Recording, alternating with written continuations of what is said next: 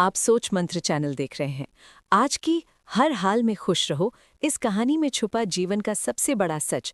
सुख दुख आते जाते हैं, आनंद की कहानी सुनकर सब बदल जाएगा। सच्चा इंसान वो है जो हर हाल में खुश है। मिल गया माल तो उस माल में खुश है, और हो गए बेहाल तो उस हाल में खुश है। नमस्ते।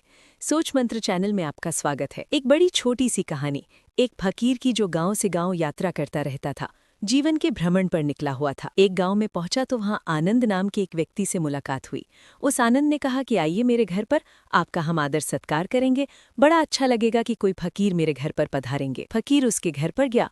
मिडिल क्लास फैमिली का वो बंदा था आनंद, और आनंद ने जितना बन सकता था फकीर का आदर सत्कार किया। आनंद के 2 बेटियां थी, पत्नी थी। परिवार ने बड़ा सम्मान किया। फकीर जब वहां से जाने लगा तो कहने लगा कि आपके परिवार में और उन्नति हो। तो आनंद ने हंस के कहा कि अरे क्या कहते हो, ये भी नहीं रहने वाला। फकीर ने कहा अरे क्या बोल रहे हो। आनंद ने बोला सच ही बोल रहा हूँ। फकीर वहां से चला गया, और 2 साल के बाद में जब फकीर लौट कर के आया तो पता चला कि आनंद के हाल बेहाल हो गए हैं। उसका घर जो है बिक गया है, और वो पास के गांव में एक जमींदार के यहाँ नौकरी करता है। बिना देरी के फकीर उस गांव में पहुंचा। जाकर के देखा तो आनंद की जिंदगी बेहाल हो चुकी थी। एक झोपड़ी में आनंद का परिवार रह रहा था। फकीर गया, जाकर के आनंद से मिला।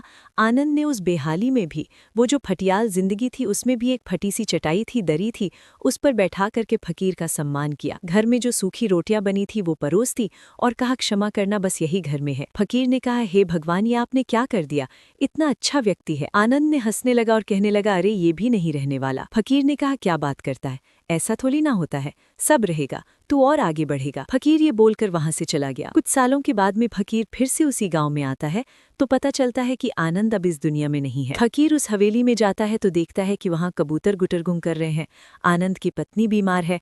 आनंद की बेटियां अपने अपने घर चली गई हैं, शादियां हो गई हैं, कोई देखभाल करने वाला नहीं है। फकीर कहता है कि आनंद को कितना कुछ पहले से पता था, वो हमेशा कहता था ये भी नहीं रहने वाला। सच्चा फकीर तो आनंद था, जो हर हाल में खुश था, हर हाल में ऊपर वाले का धन्यवाद करता था। मैं उस आनंद की तस्वीर देखना चाहता हूँ, उसे प्रणाम करना चाहता हूँ। वो मेरा सच्चा गुरु निकला। एक कमरे में वो फकीर प्रवेश करता है। आनंद की वहाँ फोटो लगी हुई थी, और फकीर जब उस फोटो के नीचे की लाइन पढ़ता है तो आनंद लिखवा करके गया था कि अंत में ये भी नहीं रहने वाला। फकीर मुस्कुराने लग जाता है। जिंदगी में जीवन का सबसे बड़ा मैसेज ये कहानी देती है कि यहाँ कुछ भी नहीं रहने वाला, सिर्फ वो परमात्मा, उसका अंश, आत्मा रहने वाली है। इसलिए लाइफ में अगर आप मौज में हैं, आपका पड़ोसी मुसीबत में, अगर आप मुसीबत में, पड़ोसी मौज में है, न मौज हमेशा रहेगी न मुसीबत हमेशा रहेगी। सब आता जाता रहता है, सुख दुख घूमता रहता है, कभी अच्छा समय कभी बुरा समय। और समय की तो खूबसूरत बात है कि अच्छा चल रहा हो या बुरा चल रहा हो, बड़ी जल्दी बीत जाता है। इसलिए जो सोल है, जो आत्मा है, उसकी शुद्धि के लिए काम करना शुरू कीजिए। जीवन अपने आप आपको हर हाल में अच्छा लगने लगेगा। मेरी पहली वीडियो को प्यार देने के लिए बहुत बहुत धन्यवाद, और उम्मीद है कहानी आपके काम आएगी।